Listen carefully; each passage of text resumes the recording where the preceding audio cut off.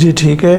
جو تراویح کی نمازیں دیکھیے حرمین شریفین نے ابھی کوئی رش کی وجہ سے اس کی وجہ سے انہوں نے وہ 10 کی ہے کرونا کے بعد.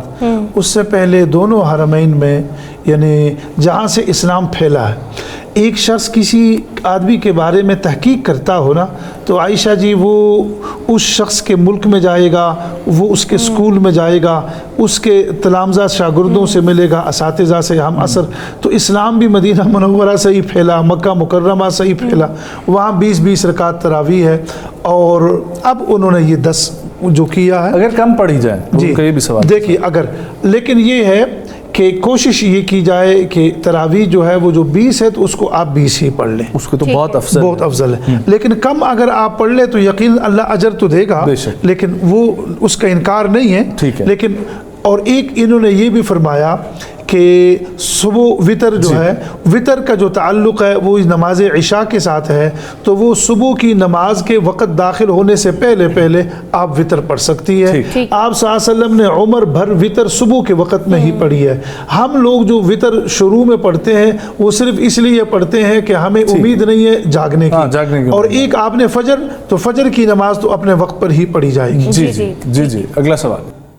السلام علیکم, میرا نام وقاص احمد ہے اور میں نے یہ پوچھنا تھا, بہت عرصے سے میرے ذہن میں یہ سوال آتا رہتا ہے کہ جس طرح رمضان میں طاق راتیں سٹارٹ ہو جاتی ہیں آخری 10 ڈیز میں, 21واں 23واں 25واں, تو مطلب باقی دنیا میں سعودی عرب میں ایک دن پہ روزہ ہوگا, پھر پاکستان میں دوسرے مطلب ڈیفرنٹ ڈیٹ پہ روزے فال کرتے ہیں, پھر پاکستان میں بھی کچھ ایریا میں ایک دن پہ روزہ ہوگا کسی کا نہیں ہوگا, مطلب ڈیفرنٹ ڈیز پہ ہوتے ہیں.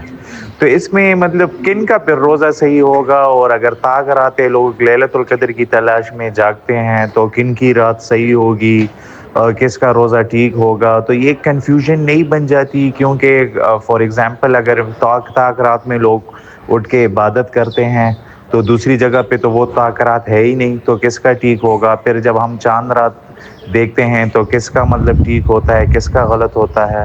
تو یہ کلیکٹیولی اس پہ میں علماء کرام سے پوچھنا چاہوں گا کہ ان کا اس حوالے سے کیا کہنا ہے. اور جی ویسے ہی ہے کہ جیسے انہوں نے کہا نا فَاذْبَحُوا بَقَرَةً, تو انہوں نے کہا قال اعوذ باللہ ان اکون من الجاہلین, تو اگلے سوال قالوا ادع لنا ربک بلنا ما لونها, کہ آپ اب اس کا رنگ بھی بتا دیں. جب اللہ نے سیدھا کہتے بقرہ ذبح کر دے تو آپ صرف گائے ذبح کر دیتے تو کہتے معاملہ حل ہو جاتا, لیکن انہوں نے سوال پہ سوال کے پیچیدہ کیا. دیکھیں طاق رات سے جو مراد ہے یا وہ اصل کیا ہے کہ اس میں مقصود حاصل مقصود. میں ایک ویسے چھوٹا سا ایک قصہ اجازت سے مختصر سا, بہت مختصر ٹائم, بہت مختصر سا یہ کہ چترال میں ایک صاحب تھے, وہ جیل میں پائے گئے, ہمیں پتہ چلا تو ہم ان کے پاس گئے. انہوں نے کہا جی مجھے ليلۃ القدر ملی ہے, ٹھیک ہے, اور وہ ليلۃ القدر ملنے کے بعد وہ کچھ عجیب سے ہو گئے, کبھی گھر کا ٹی وی توڑ دیا, جا کے اپنی بھابھی کو مار دیا. تو ہم آئے علاقے میں تحقیق کی نیت سے کہ یار کیا ان کو کیسے ليلۃ القدر ملی, تو ان کے بھائی نے ذکر کیا, کہتے کچھ نہیں ہوا, یہ اپنی عبادت میں مشغول تھے, ٹھیک ہے. تو سامنے سے نا ٹرانسفارمر پھٹا, تو وہ جو اس سے روشنی نکلی نا, انہوں نے کہا کہ یہ مجھے ليلۃ القدر کا نور دکھا ہے, اور یہ نا ٹھیک ہے. تو وہ اپنے لیے بعض انسان اپنی چیزوں کو پیچیدہ کر لیتا ہے. آپ کو طاق رات میں حکم ہے کہ آپ نے اللہ کے سامنے جاگنا ہے.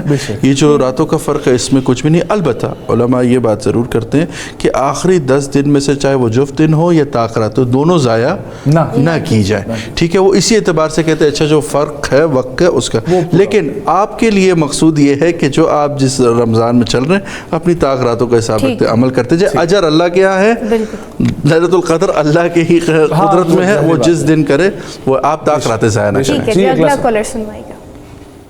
السلام علیکم, میں انوشا بات کر رہی ہوں اسلام آباد سے. میرا سوال مولانا صاحب سے کہ اسلام میں جہاد کا جو کانسیپٹ ہے وہ صرف فزیکل اسٹرگل کے لیے ہی ہے یا اس میں انٹلیکچوئل اور سوشل اسٹرگلس بھی شامل ہیں؟ میری رہنمائی فرمائیے گا, شکریہ. جی علامہ صاحب, جہاد کے بارے میں بات جی, جہاد کی صرف یہ فزیکل ہی ہے یا اس میں انٹلیکچوئل دماغی لحاظ سے آج کل تو اسباب یہی ہیں کہ آپ اپنا ذرا ذہانت استعمال کریں؟ نہیں, سب سے بڑا جو جہاد ہے نا وہ آپ کے نفس کا کنٹرول ہے, اپنے آپ کو قابو کرنا, اسے یہ جہاد اکبر ہے.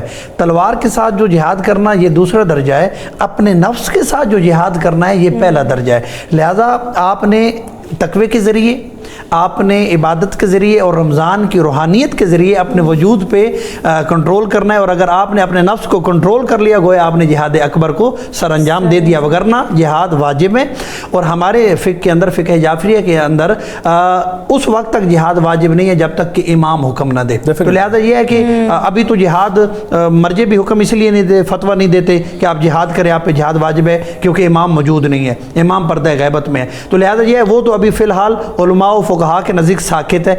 ابھی آپ نے جو آپ پہ جہاد واجب ہے وہ اپنے نفس کا تزکیہ کرنا ہے اور اپنے نفس کا کنٹرول۔ ایک گزارش یہ ہے کہ جہاد میں ذہانت کا استعمال یقیناً ہے۔